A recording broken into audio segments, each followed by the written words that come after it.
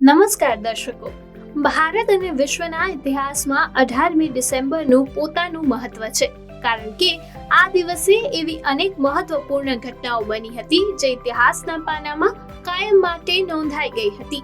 તો ચાલો જાણીએ 18મી ડિસેમ્બરના ઇતિહાસ વિશે.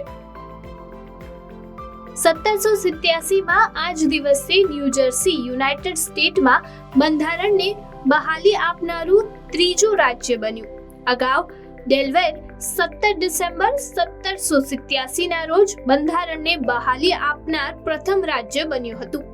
તેમને જણાવી દઈએ કે યુનાઇટેડ સ્ટેટ્સનું બંધારણ 1787માં લખવામાં આવ્યું હતું અને 1788માં તેને બહાલી આપવામાં આવી હતી. આ બંધારણ 1789 થી અમલમાં આવ્યું.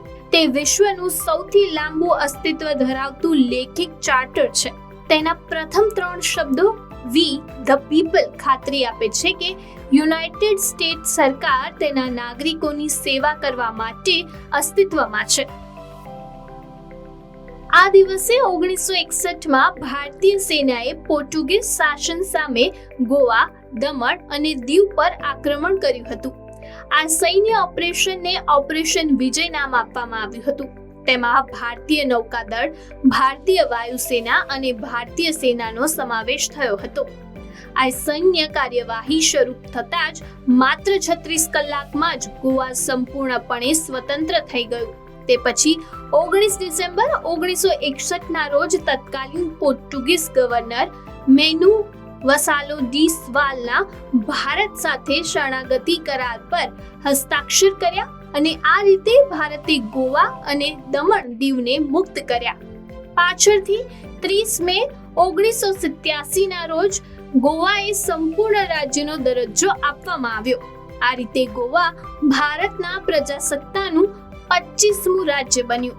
દમણ અને દીવ કેન્દ્ર શાસિત પ્રદેશ રહ્યા. આજે આંતરરાષ્ટ્રીય સ્થળાંતર દિવસની ઉજવણી કરવામાં આવી રહી છે. યુનાઇટેડ નેશન્સના જનરલ એસેમ્બલીએ વિશ્વમાં સ્થળાંતર કરનારાઓની વસ્તીની સંખ્યાને ધ્યાનમાં રાખીને 4 ડિસેમ્બર 2000ના રોજ 18મી ડિસેમ્બરને આંતરરાષ્ટ્રીય સ્થળાંતર દિવસ તરીકે જાહેર કર્યો હતો. આ દિવસની ઉજવણીનો હેતુ સ્થળાંતર કરનારાઓના સામાજિક, આર્થિક યોગદાન અને તેમના દ્વારા સામનો કરવામાં આવતા પડકારોને પ્રકાશિત કરવાનો છે ને તમામ સ્થળાંતર કરનારાઓ અને શરણાર્થીઓના અધિકારો અને ગૌરવની જાળવણી રાખવાના મહત્વ પર ભાર મૂકે છે. આ વર્ષે આંતરરાષ્ટ્રીય સ્થળાંતર દિવસની થીમ સુરક્ષિત સ્થળાંતરને પ્રોત્સાહન આપવામાં આવ્યું છે. 2014માં આ દિવસે GSLV માર્ક 3નું પ્રથમ પ્રક્ષેપણ કરવામાં આવ્યું હતું. પ્રક્ષેપણ આંધ્રપ્રદેશના શ્રીહરિકોટાના સતીશ ધવન સ્પેસ સેન્ટરથી કરવામાં આવ્યું હતું. GSLV માર્ક 3 એ સ્વદેશી રીતે વિકસિત ઉચ્ચ પ્લોડ પ્રક્ષેપણ વાહન છે. આ પ્રક્ષેપણનો ઉદ્દેશ ભારતને ઇન્સ્ટેડ-4 જેવા ભારે સંચાર ઉપગ્રહ લોન્ચ કરવા માટે સંપૂર્ણ આત્મનિર્ભર બનાવવાનો છે. આ દિવસે 1989માં ક્રિકેટના ભગવાન કહેવાતા સચિન તેંડુલકરે પોતાની પ્રથમ વનડે મેચ રમી હતી. આ મેચમાં સચિન તેંડુલકર ખાતું ખોલ્યા વગર જ 0 પર આઉટ થયા હતા. સચિન તેંડુલકરે તેની લાંબી આંતરરાષ્ટ્રીય કારકિર્દીમાં કુલ 463 ODI મેચ રમી હતી.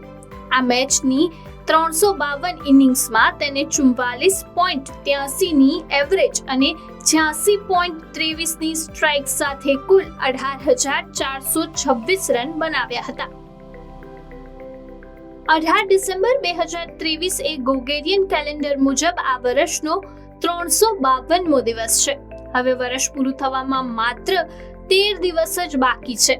આજે સોમવાર છે.